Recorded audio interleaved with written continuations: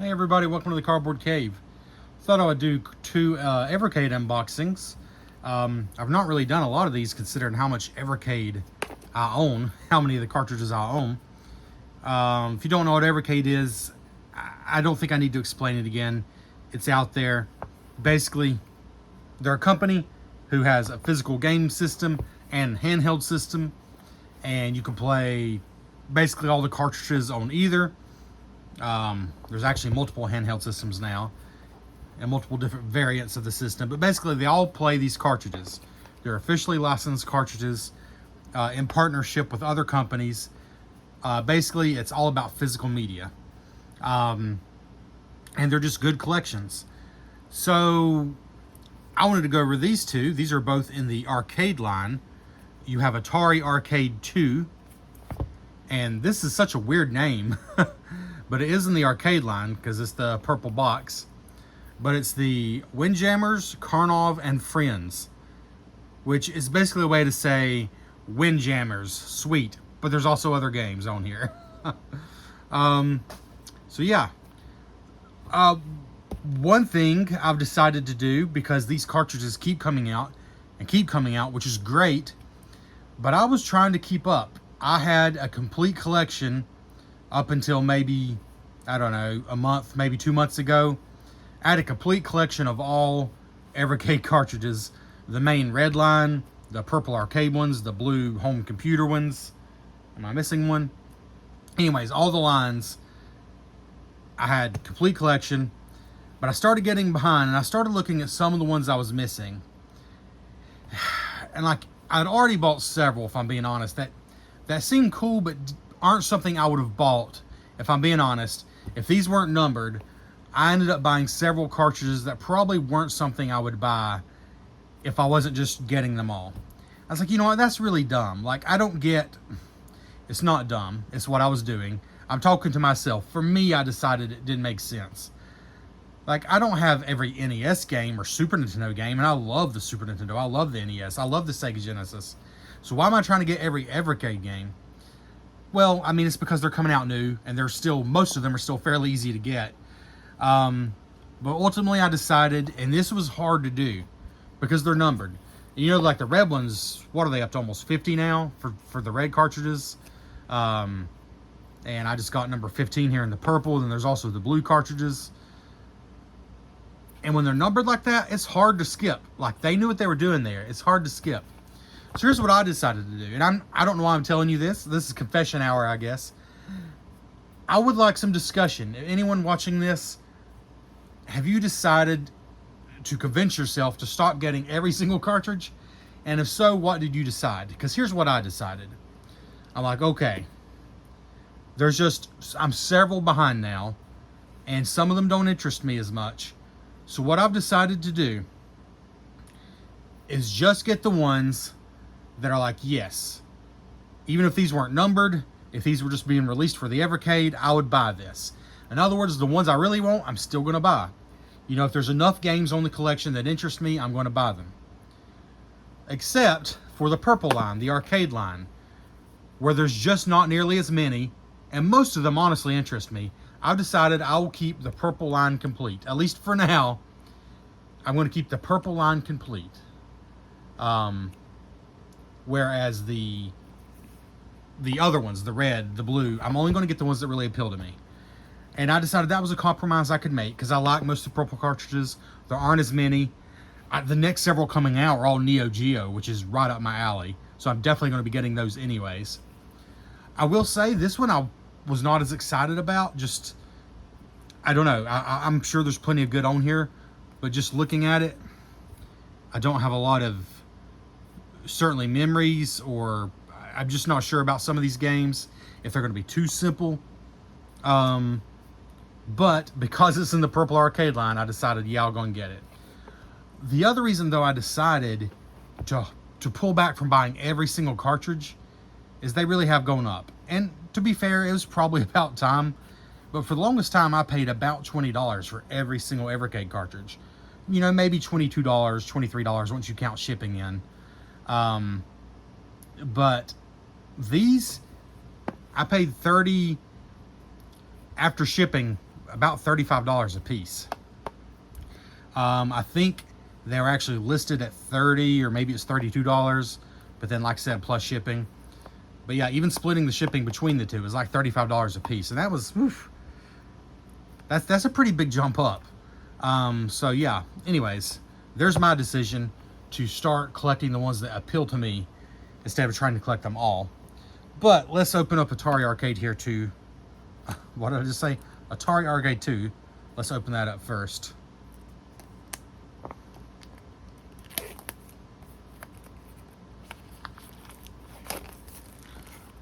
So why was I not sure about this one? Well, first of all, the cover looks absolutely amazing, but I grew up an NES kid, and then I was a Genesis kid. The Atari is a little before my time, and these are Atari Arcade games, but they're from the early 80s, which was that pre-NES era, and I just don't have the nostalgia for those. I know it's probably the way the younger generation feels about NES games or Sega Genesis games. Excuse me, being too simple. That's how I feel about these. Like, I feel like they require me to stretch my imagination a little too far. Like, I need a little more. I'm a big fan of 8-bit graphics. Anything older than that, sometimes not as much. But there are some absolute gems from Atari, of course. You can read the games right there. Berserk, Frenzy, Lost Tomb, Minefield, Moon War, Rescue, Tasmania, Fire Truck, Dark Planet, and Maze Invaders. Shows a few on the box there. Again, I do love that cover. There's the cartridge.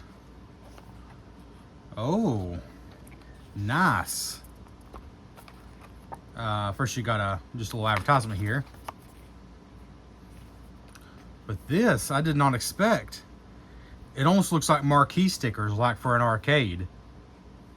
I wonder if these would fit. One of the new products Evercade's come out with is a mini arcade. It's, a very mini size, but it plays Evercade cartridges, which of course is cool. I don't know, I feel like it's bigger than this though. I don't know. These might just be stickers, or they might be meant to fit that. I'm not sure. They look cool. In any case. Of course, one of the great things about every Evercade cartridge is every single one comes with a manual with information on every single game inside, like actual useful information. One of the great things about it. Information about Atari, then each game. So here's what I mean. Like, if this speaks to you. And I'm 41 years old, but I might have sounded like a young, ungrateful whippersnapper to you by saying some of the, early 80s Atari games are a little too simple for me. But again, the 8-bit aesthetic is just something that appeals to me more than this. Like all these, to me, I know these are Atari Arcade, but to me these don't look much different from like Atari 2600.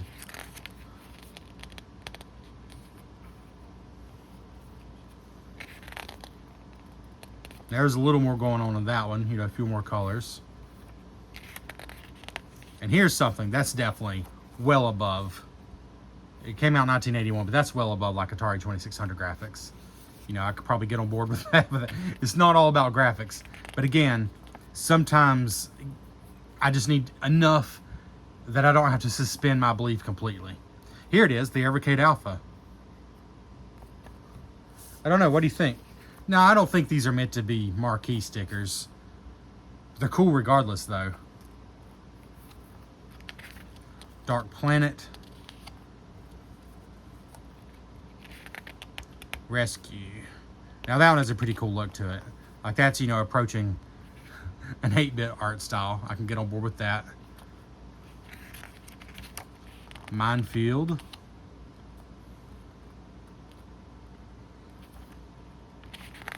Fire Truck. Even though it's black and white, and it's actually 1978, so this is one of the oldest ones. That looks interesting to me. I will definitely be checking that one out. Yeah, that looks unique and interesting. Maze Invaders, and I think that's the last one. Yep. So there's the standard handheld, which I have, and the standard home system that I have. If you don't have any information, now you know. There's what the system looks like. Mine's actually white with red lines, but basically same thing. They made some changes. Cart care. Don't unplug the cartridge while playing a game. Okay, I guess that makes sense, yeah. Sure connectors are clean. Don't open. Don't turn device off while saving. That's pretty standard. Anyways, yeah, these are actually the new, slightly cheaper versions. I think they removed... Did they remove Wi-Fi out of this? That wouldn't make sense. They removed something from that. And this, I think it basically comes with one less controller and no pack-in games. I think that's mostly the difference. But regardless, I think you could probably still get the old ones if I'm not mistaken. But anyways, there's the Atari Arcade 2. Again, the games I think are just slightly too low tech to hold my attention for a really long time. But if I find one or two gems on here and I can get past that, which I can if the gameplay's good enough, then that'll be awesome. I mean, you got games like Pitfall that the graphics don't matter. It's just a lot of fun. Here's Windjammers, Karnov, and Friends. Windjammers is really the big deal here because, I mean, that's a game that's so good from the Neo Geo. A game that's so good that I think Limited Run did a Switch physical version, and I'm sure they charge $30 or $35 like they do for pretty much all their basic games for just a port of Windjammers. So to have it here on a Evercade cartridge with several other games is pretty cool. 5 all-action arcade hits. Windjammers, Atomic Runner Chelnov, Roga Armor Force, Karnov, Vapor Trail Hyper Offense Formation. So I can say definitively, the only Windjammers and Karnov have I played and heard of. But they all 5 look pretty fun from what I've seen. Let's go and open her up. Yes, we got stickers on this one too. That makes me excited. So there's the cartridge. I guess I should take this out just in case this is, for some reason, Lord help you if this is the first Evercade video you've watched, because there's much better ones out there. But they're a cool cartridge. I actually love that they write the names on them and the cartridge number. It's sort of like a Game Boy, a little smaller than a Game Boy cartridge, a little bigger than a Game Boy Advance cartridge. I think is how maybe I would compare it. But they also fit flush into the system because that shape, that's really sleek. And the cases are good. They hold the cartridges very well. It's a very nifty system. Like, they really did a good job with it and continue to support it. Love the stickers. That's awesome. These are like high quality, almost like vinyl stickers too. So cool. And you got 1 for each game, and actually 2 for Windjammers and Karnov. That's just above and beyond. You know, like I said, this was even before shipping like 30 bucks compared to 20 that I used to pay. But I'm glad to see the quality's not going down, and there's even extra freebies. And here's the manual.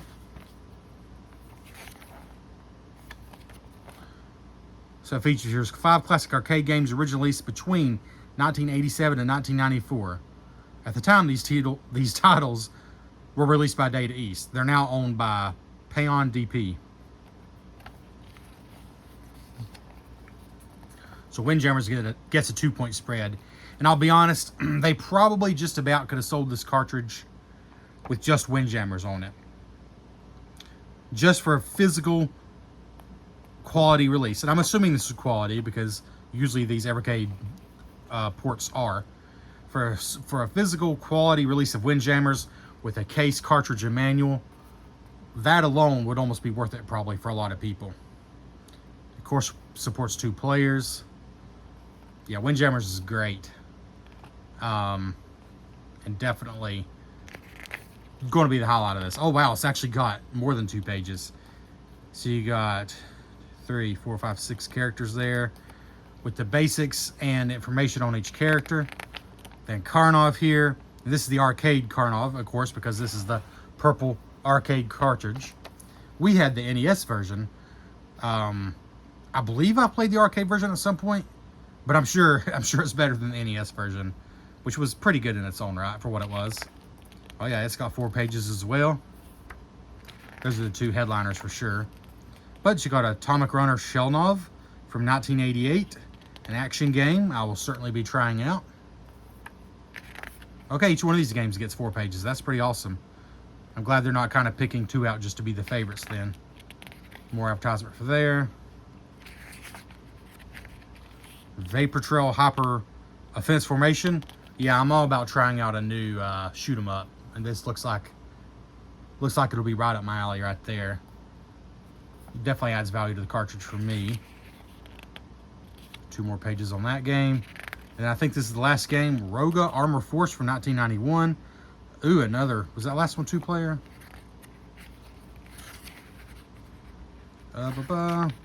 Yeah, 2-player simultaneous. This one's also 2-player simultaneous. So yeah, pretty cool stuff there. Looks like a Contra type game. I bet that'll be plenty fun. The best thing about the Evercade for me is I love physical collection for one thing, but really the best thing is how many games that I've gotten to discover that just don't really get any love and I would not have discovered otherwise. And there's a lot of them that are legit good games. Like 3 of the games on here, I'm not even sure if I've even heard of. And time will tell how good they are, but anyways, there we go. 2 more Evercade arcade cartridges. This is number 14 and number 15. And I believe 16, 17, and 18 are going to be the Neo Geo collections.